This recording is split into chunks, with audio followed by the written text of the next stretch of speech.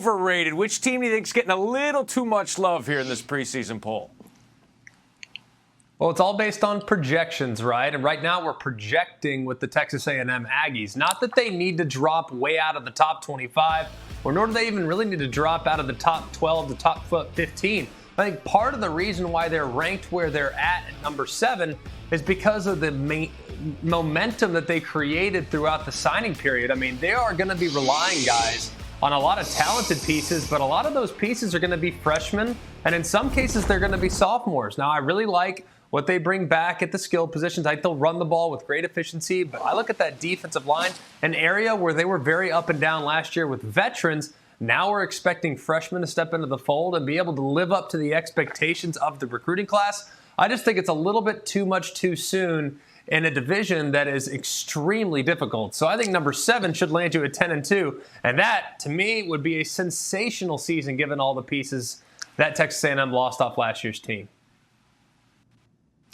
Greg, I think that USC is overrated. I think the Trojans, the fight-on Trojans, are just riding the wave of hype from getting that guy right there. Obviously, Caleb Williams, he came over from Oklahoma with his coach, the new coach, Lincoln Riley. And there's just a lot of hype. The expectations are, don't forget, though, this team was 4-8 a year ago. Lincoln Riley tried to go into the transfer portal to try to fill a bunch of holes offensively and defensively. Now, the Biletnikoff Award winner, Jordan Addison from Pitt, he decided to join Caleb Williams, and now he's at USC. So they're going to have some firepower on offense. But, guys, in week 2, they have to travel to Stanford and take on David Shaw. And I tell you what, man, a road loss like that in conference can do a lot of teams' confidence. It can really shake them to their core. So that's going to be a big game in week 2 for USC against Stanford.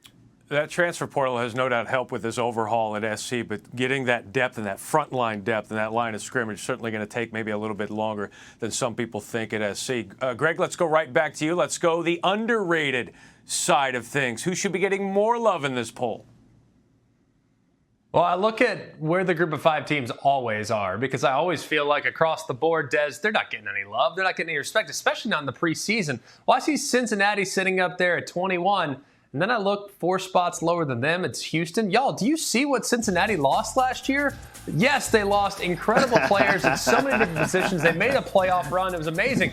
Do they need to look back what Houston brings back? Because Houston was so good last year, and if not for a couple third-quarter mistakes by Clayton Tune, their quarterback, they could have very easily been the AAC champs and potentially an outside shot of being in the group of 5 representative in the New Year's 6. They bring back a great quarterback, an experienced quarterback. They bring back a really talented running back in Alton McCaskill, even though he's coming off of an ACL injury. Nathaniel Dell's back at slot receiver. They have really good pieces on defense. Houston, not Cincinnati, is the team to beat in the preseason based on what they bring back from a year ago. And them to be behind the Bearcats makes no sense to me, Des.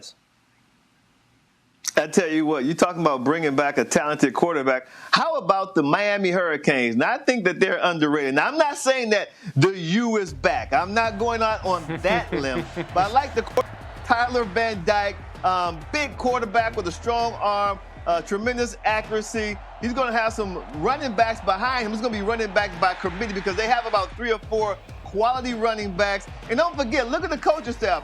Mario Cristobal, he brought in Jason Taylor. He has Hall of Famer Ed Reed, Charlie Strong, Kevin Steele. So they have guys there who can actually develop the young talent. They're doing a tremendous job recruiting players. Obviously, Mario went into the transfer portal a couple of times to fill a couple of holes, but I do think that this Miami team is underrated. And guys, we talked about Clemson. We all know the ACC is still wide open, so keep your eyes on the Hurricanes. Sitting there at number 17, and just once in the last 17 seasons, a Miami football team has won double-digit games during the years. It's still hard to believe. All right.